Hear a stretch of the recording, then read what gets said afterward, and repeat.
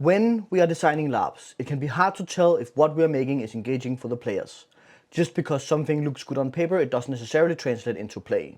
And we can use tests to figure out what works, trying out different ideas, gathering information and iterating on our LARP design. Testing early and testing often is a way to figure out if we are on the right path. A playtest is when we are staging a session of play with a group of players, trying out our LARP maybe for the first time. Depending on what we have decided to test, they can take place anywhere from our living room to a chamber LARP setting, or maybe even the actual spaces that we are using for a long form LARP. A playtest often involves using prototypes, which are objects that we are creating and using in our tests. In LARP design, this is often a text or a prop, such as handouts that instructs players on what to do, a character description the players have to read before they can play, or a puzzle box the players have to solve during the LARP. Prototypes can also be used outside of a playtest. A quick way to use a prototype could be as simple as sending an early version of a character to a potential player and asking them questions about their experience reading the character sheet. How ready would they feel to play the character? How playable do they find the relationships described in the text? What do they think of the character's motivations? You should of course frame questions like these to fit what you want tested, and that is true for any test. The scope should align with the goals of what you want to test. And depending on the scope, a playtest risks becoming resource heavy, expensive and time consuming. And that is because if you do a full scale high fidelity playtest, you are basically already running the LARP. And while there are some situations where that is worth it, there most certainly are efficient ways to test parts of your design. And this is the key. We want to test often and we want to test early, so we will have to limit the scope and intention of our tests to certain parts of our design. We need to figure out which of our ideas needs to be tested and what our goals are for those tests.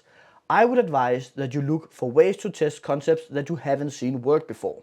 If you have made a brand new safety mechanic that is unlike anything that has worked at LARPs you have designed, played or read about, trying it out is going to give you a lot of valuable information. Testing out combinations of multiple mechanics working in tangent or very elaborate system is also a very good call. Workshop mechanics and activities that the players have to do with their bodies during the LARP are immediate components that come to mind when I think of what I want to playtest. After you have decided what to test, you should think about how ready it needs to be to test it. We call this readiness fidelity. Fidelity is the degree to which the playtest or prototype represents the final design. Low fidelity means that the test is simple or a rough representation of the final design. They are good when we want to test things early and fast.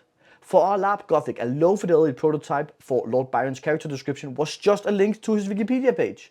On the other end of the spectrum, high fidelity means that the test is detailed and polished. In the last Gothic playtest, the Lord Byron character description was 8 carefully curated pages with relationships to each of the other 9 characters listed out in a thoughtful manner, written in a poetic style that fitted the Gothic mood. When staging a playtest, you should consider the fidelity you need to find out if your design works as intended.